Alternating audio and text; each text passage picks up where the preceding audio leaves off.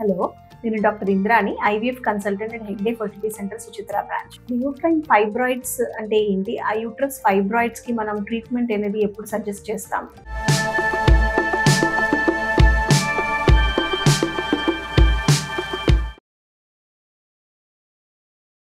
Uterus fibroids అంటే ఇవి గర్భాశయంలో వచ్చే గడ్డలు లాంటివి. ఇవి యూజువల్ గా క్యాన్సర్ కి సంబంధించి ఉండవు, మాక్సిమం బినైన్ లీజన్స్ అని అంటాము. సో ఈ యూట్రస్ ఫైబ్రాయిడ్స్ అనేది యూట్రస్ భాగంలోంచి, అంటే ఇప్పుడు యూట్రస్ కి 3 భాగాలు ఉంటాయి అన్నమాట.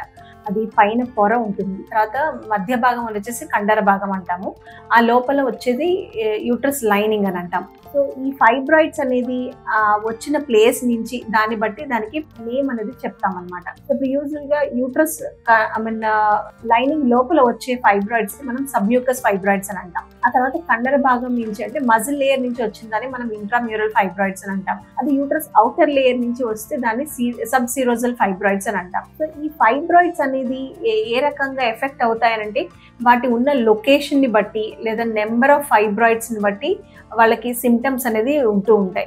యూజువల్ గా ఏంటంటే ఇప్పుడు పైన భాగంలో ఉన్నది మనం సబ్సిరస్ ఫైబ్రాయిడ్స్ అంటాం. యూజువల్ గా ఈ ఫైబ్రాయిడ్స్ అనేవి ఏ రకంగా పెద్దగా ఇబ్బంది కలిగించవు, కానీ ఒక్కొక్కసారి ఆ సైజు కనుక చాలా పెద్దగా ఉన్నప్పుడు, అంటే సైజ్ ఏంటంటే మనం ఆల్మోస్ట్ 12 to 14 వీక్స్ ప్రెగ్నెన్సీ అంతా కూడా ఒక్కొక్కసారి అంత పెద్దగా పెరుగుతాయి. సో అంత పెద్దగా పెరిగినప్పుడు ఒక్కొక్కసారి ఏంటంటే ప్రెషర్ సిమ్టమ్స్, అంటే మనకి యూట్రస్ కి దగ్గరలో ఉన్నది బ్లాడర్ ఉంటుంది, అలాగే వెనకాల భాగంలో మనకి బవుల్ ఉంటుంది, రెక్టమ్ అని అంటాం.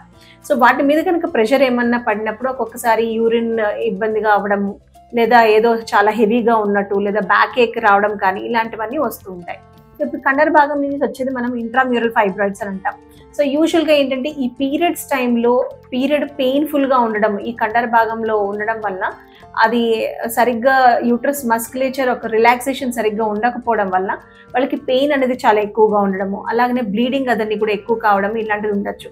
దీనివల్ల వాళ్ళకి ఏంటంటే ఫర్టిలిటీ కూడా కొంతవరకు ఎఫెక్ట్ అవుతుంది. అలాగే సబ్మ్యూకోసల్ ఫైబ్రాయిడ్ అంటే లోపల ఇన్నర్ లేయర్ లోపల నుంచి, అంటే దాని ఎండోమెట్రియం లేయర్ అని అంటాం. సో ఆ లేయర్ నుంచి వచ్చినప్పుడు కూడా ఇది పీరియడ్ లో చాలా పెయిన్ ఉండడము, లేకపోతే హెవీ బ్లీడింగ్ అవ్వడము, అలాగనే మధ్యలో పీరియడ్ మధ్యలో కూడా బ్లీడింగ్ అవ్వడము, ఆ తర్వాత ఫర్టిలిటీ, బికాస్ ఈ పొర లోపలే పిండం అనేది వచ్చి కూర్చుంటుంది.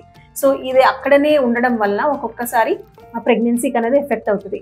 సో ఇన్ఫర్టిలిటీకి ఒక రకంగా ఫైబ్రాయిడ్స్ కొంతవరకు కారణం. సో ఆ ఫైబ్రాయిడ్స్ అనేవి సింగిల్ గా ఉండొచ్చు, లేదా మల్టిపుల్ కూడా ఉండొచ్చు, అండ్ ఆ సైజుని బట్టి కూడా ఒక్కొక్కసారి ఇదన్నీ కూడా ఈ సింటమ్స్ కి కారణం అనమాట. సో యూజువల్ గా దేని వల్ల ఈ ఫైబ్రాయిడ్స్ వస్తాయంటే ఎగ్జాక్ట్ రీజన్ అంటే ఏం లేదు, మల్టీ ఫ్యాక్టర్స్ ఉండొచ్చు.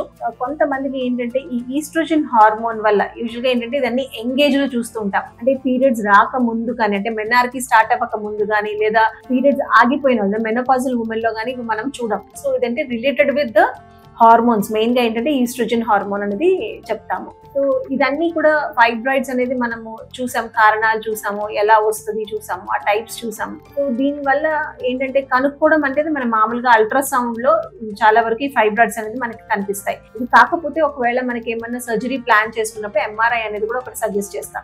యూజువల్ గా ఫర్టిలిటీ ప్రాబ్లం ఉన్న కపుల్లో మనం ట్రీట్మెంట్ అనేది ఆప్షన్ ఏదైతే ఫైబ్రాయిడ్ తీయడం, దాన్ని మయోమెక్టమీ అని అంటాం, అది చెయ్యాలా లేదా అనేది దాని ఉన్న నెంబర్ ని బట్టి, సిచ్యువేషన్ ని బట్టి, దాని ఉన్న ప్లేస్ ని బట్టి డిసైడ్ చేస్తాం అనమాట. అండ్ ఈ మధ్య కాలంలో వాళ్ళకి అవసరం పడిన వాళ్ళకి మనం లాప్రోస్కోపీ సర్జరీ ద్వారా చాలా వరకు ఈ మయోమాస్ అదని, అంటే ఈ ఫైబ్రాయిడ్స్ ని మనము ఈజీగా తీసేయచ్చు అనమాట. Thank you.